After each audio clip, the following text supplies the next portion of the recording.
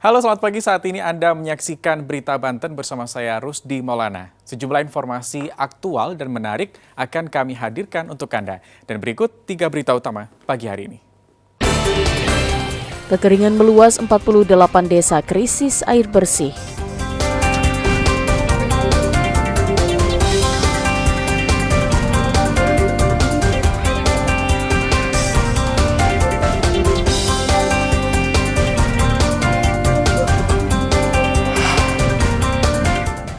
Sungai Cidurian diduga tercemar limbah pabrik.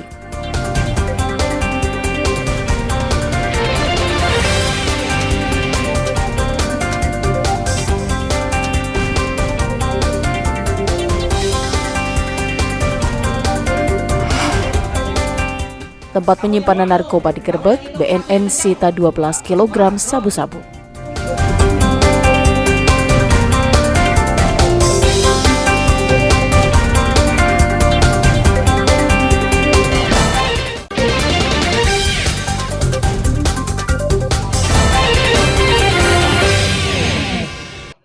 Kekeringan dampak El Nino di Kabupaten Lebak semakin meluas. Selain banyak lahan pertanian tidak bisa digarap, warga di 48 desa mengalami krisis air bersih. Menurut data BPBD, terdapat 48 desa di 20 kecamatan mengalami krisis air bersih dan sumber mata air mengering. Hampir setiap hari pemandangan warga antri air bersih terjadi di sejumlah wilayah. Bupati Lebak instruksikan BPBD dan instansi terkait untuk optimalkan pendistribusian air bersih ke sejumlah titik yang mengalami krisis. Penanganan kedaruratan membantu masyarakat dilakukan bersama-sama TNI, Polri, dan instansi lainnya. Yang ini distribusi sesuai dengan memang daerah-daerah yang memang rawan, yang sama sekali tidak ada sumber air. Jadi, kami juga ini berdasarkan laporan-laporan dari kecamatan dan desa bahwa per hari ini yang mengalami kekeringan di Kabupaten Lebak ada 48 desa, 20 kecamatan. Jadi ini yang mungkin rawan, dan kita menurut BMKG diprediksi bahwa El Nino akan terjadi sampai akhir Oktober ya. Suhana, salah satu warga, mengaku hampir setiap tahun kampungnya mengalami kekeringan. Namun tahun ini dirasakan yang paling parah. Dirinya berharap pemerintah membangun pompa air agar warga tidak kesulitan. Diadain air sama MCK yang dekat gitu. Oh gitu ya. Tapi setiap tahun seperti ini, Bu ya? Iya, setiap tahun. Selain mengandalkan bantuan, banyak warga yang terpaksa membeli air bersih untuk kebutuhan sehari-hari.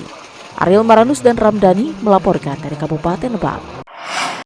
Selain Sungai Ciujung, Sungai Cidurian yang mengalir di 2 wilayah di Banten, yakni Kabupaten Tangerang dan Kabupaten Serang, juga tercemar limbah industri.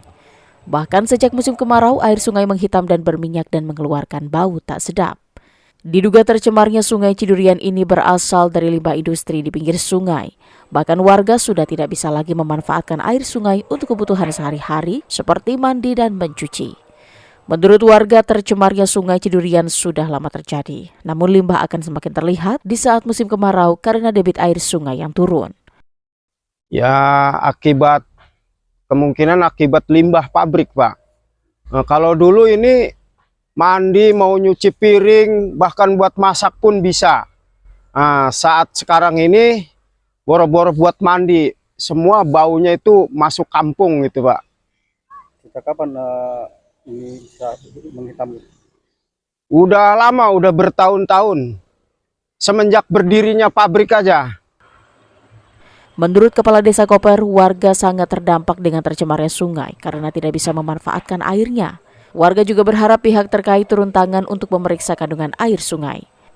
Yang biasa buat mencuci, mandi, bahkan ada juga yang buat dikonsumsi buat air minum.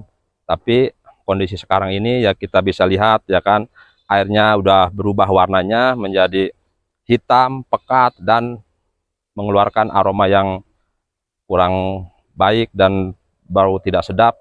Ikan-ikan juga di sekitar kita bisa ngelihat tuh pada mati.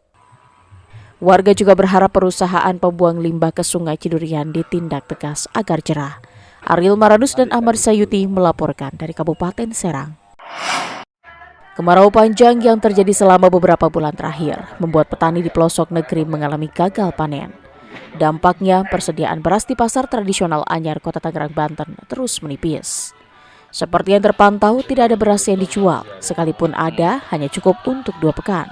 Kondisi ini banyak dikeluhkan para pedagang eceran yang mulai kesulitan mendapatkan stok ditambah harga beras semakin meroket.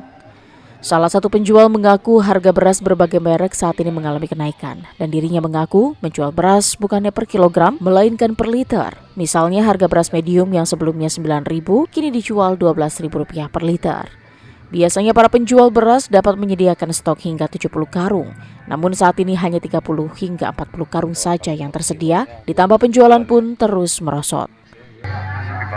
Sepi banget pembeli. Ya, untuk harganya sendiri seperti apa, Pak?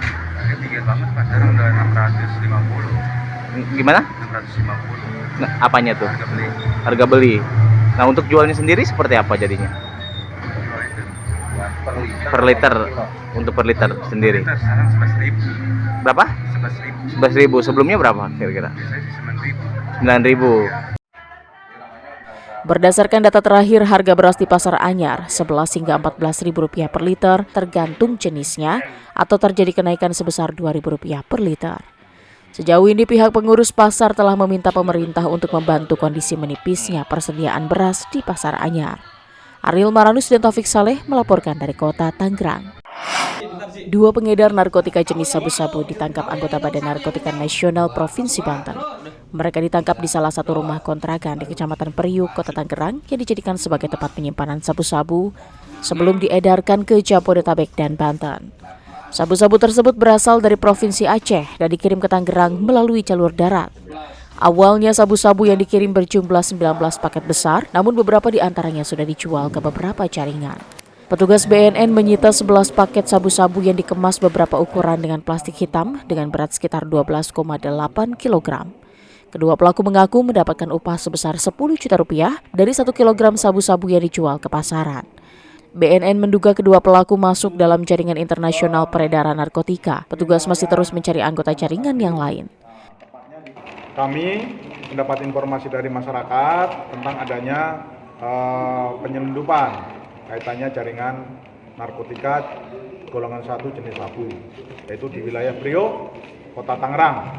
Kemudian kami beserta jajaran Kanwil Bea Cukai, kemudian BNNK Kota Tangerang langsung meluncur lokasi dan pada pukul 17 kita bisa mengamankan 2 orang beserta barang buktinya. Kedua pelaku akan dijerat dengan undang-undang tentang narkotika dengan ancaman maksimal hukuman mati atau seumur hidup. Ariel Maranus dan Fajri Munawir melaporkan dari Kota Serang.